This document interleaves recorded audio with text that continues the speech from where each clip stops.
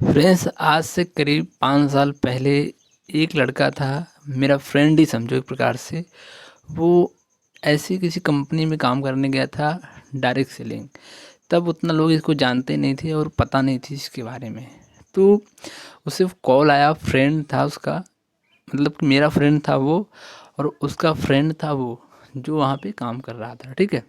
तो वहाँ से कॉल आती है, बोला भाई, उनको पता है, सब कुछ मालूम था कि मेरा दोस्त है और घर पे है, घूम रहा है, ऐसे इधर उधर टहल रहा है, कोई काम तो इसके पास है नहीं बहरहाल, तो ये कर लेगा।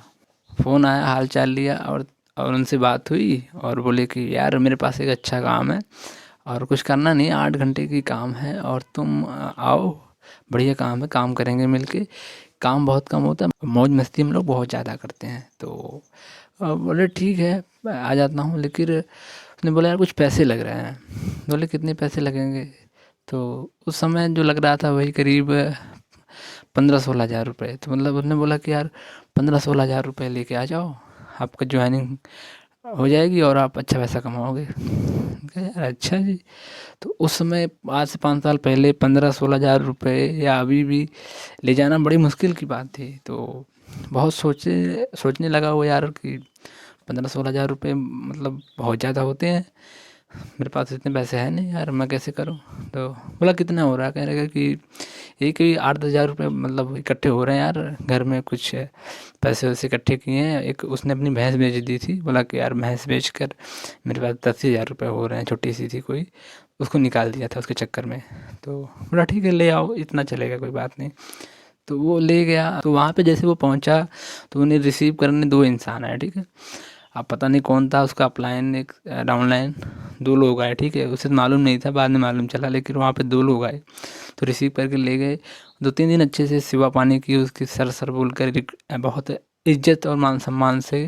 तो उसे अच्छा फील हुआ, बहुत अच्छा लगा कि यार यहाँ पे तो अपने लोग हैं, अब दिक्कत तो आएगी नहीं। तो उसे क्या हुआ कि अब उसे ऑफिस ले गए, ठीक है। जहाँ ऐसे ऑफिस की, वहीं से उसकी सोच पलटने की कोशिश की गई और उसे बिजनेस की ओर मोड़ा गया। उसे ये सिखाया गया कि प्रोडक्ट मार्केटिंग कैसे करते हैं। काम क्या बुलाया गया था कि 8 घंटे की नौकरी, 15-16 हज़ार रुपये आपको मिलेंगे और आप अच्छे पैसे कमाओगे। तो ये सोचकर जो इंसान सपने संजो कर, और सोचो कि घर से कुछ पैसे इकट्ठे करके भैंस वैंस जैसे भी हो गया बेच कर ले गया वहाँ पे, और उसमें क्या हुआ कि वो पैसे किस लिए लगा दिए गए? प्रोडक्ट खरीदने के लिए। तो उस पैसे का उसको प्रोडक्ट दे दिया गया, उसकी मीटिंग्स हुई, उसको सिखाया गया, सेमिनार हुआ, और और धीरे-धीरे 15-20 दिन उसकी ट्रेनिंग चली और धीरे-धीरे उसको माइंड चेंज कर दिया गया। अब उसका दिमाग पैसे से हट गया, अब उसे सिखाया गया कि मार्केटिंग करना है आपको, ऐसे करना है, ये करना है। तो उसके 15-16 हज़ार रुपये तो चले गए वहीं पे।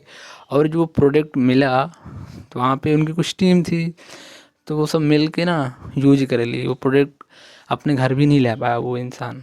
1 से 1.5 साल टाइम दिया था काम करने के लिए, क्योंकि वो सब कुछ फ़ॉलो किया, अपलाइन के बताए हुए रास्तों पे चला, लिस्ट बनाई, अप्रोचिंग की, सारे सिस्टम काम किए। लेकिन क्या हुआ कि वहाँ के लोग ही फ्रॉड थे।